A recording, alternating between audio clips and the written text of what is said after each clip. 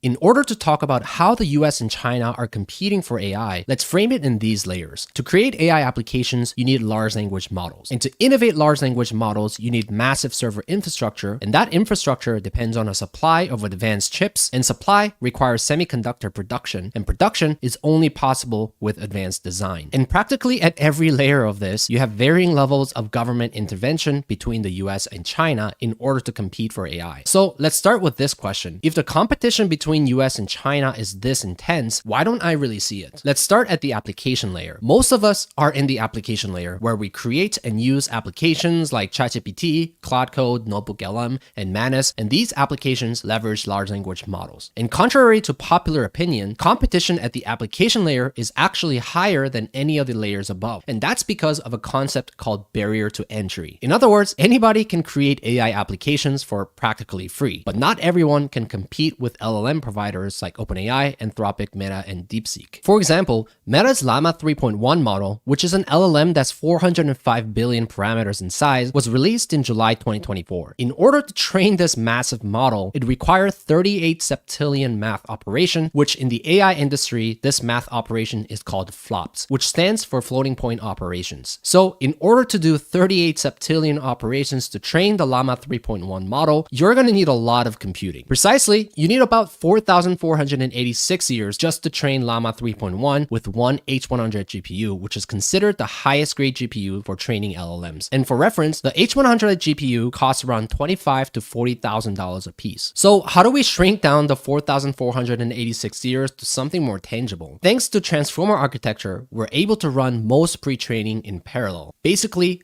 by throwing more money at it. Meta used 16,000 H100 units just to train this model, which cost them around $400 to $640 million in equipment just to train Llama 3.1 model. So a simple math should tell us that Meta's investment of $400 to $640 million to scale up to 16,000 H100 units to run 38 septillion flops in parallel should take them around 3 months rather than 4,486 years. So as you can see, the barrier to entry is quite high, meaning most of us probably won't be starting a company to compete against companies like Meta, OpenAI, and Anthropic. But China has a lot of companies that can compete at this level, like Alibaba, DeepSeek, Baidu, Moonshot, and ByteDance. And as we saw with the Llama 3.1 model, training requires a lot of computing. In other words, for Chinese companies to compete at the LLM layers, they need access to as many GPUs as possible. For example, if Meta only had half of what they actually had, so 8,000 instead of 16,000 H100, the training time for the Llama 3.1 would have been around 6 months as opposed to 3. And in the AI industry, a lot can happen during that 3 months that they would have taken them to train the model longer. And this is where we start to go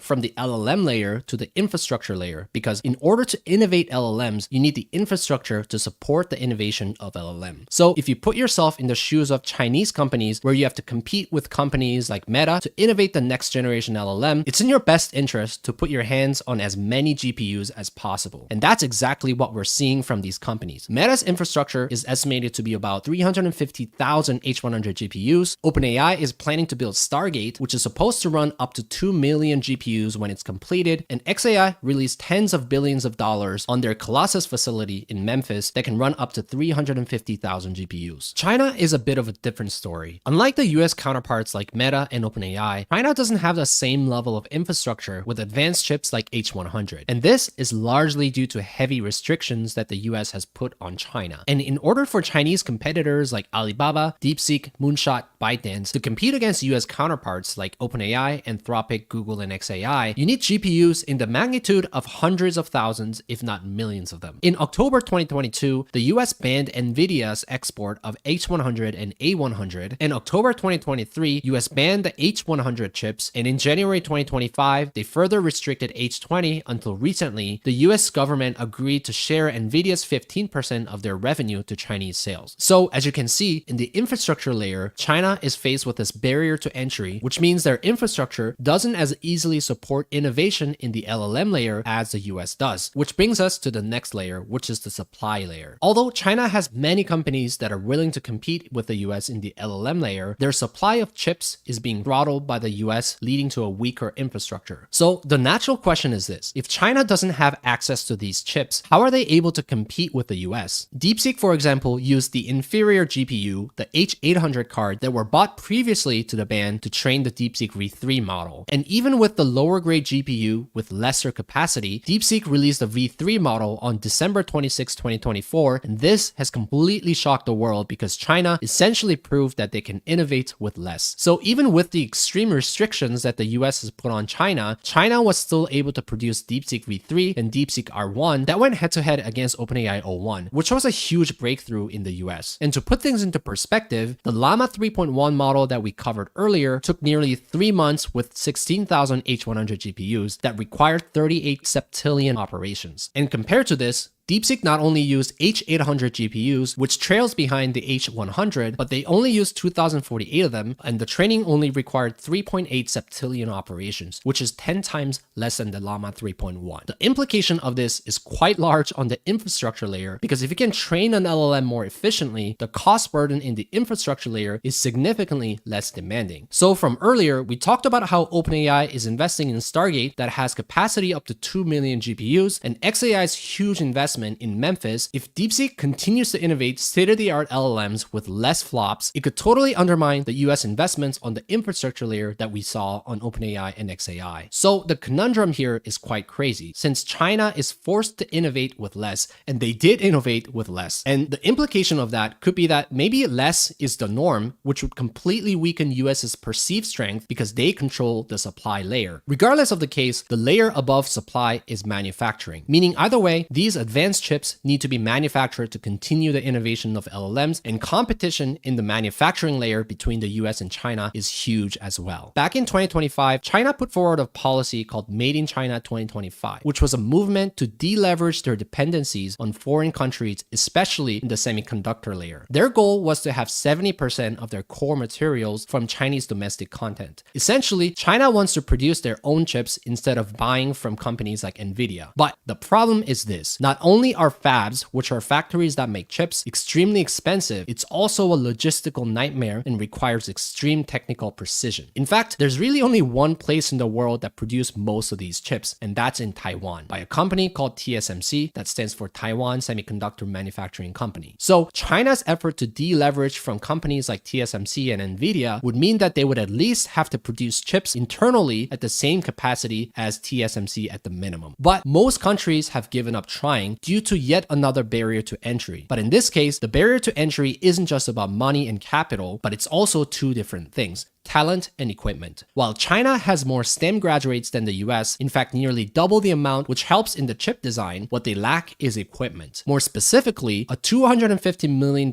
equipment called EUV lithography. While most electronics that we use like microwaves, door sensors, and dishwashers can be made in fabs with lower grade equipment like the DUV, high performance GPUs like the H100 requires EUV to generate. The problem is EUV is also near impossible in replicating due to how accurate the equipment needs to be. We're talking precision down to a molecular level, and there's really only one place in the world that manufactures EUV, and it's a Dutch company called ASML. And just like in the supply layer, US was banning Nvidia from selling advanced chips to China, ASML is also banned from selling EUV equipment to China as well. In other words, in order for China to compete with the US in chip production, the barrier to entry here is not only the cost of fabs, which is around $20 billion for a factory, they also lack the equipment such as the EUV lithography to make the chips internally. So as you can see, in every layer, we see two sides of the same coin, one being the barrier to entry and the other being competition. Meaning in order for China to compete, they need to overcome every barrier to entry that the US is imposing on them. And the US has been making this barrier gradually difficult for China, while China, in order to still compete but with less, has been proving and almost flaunting at this point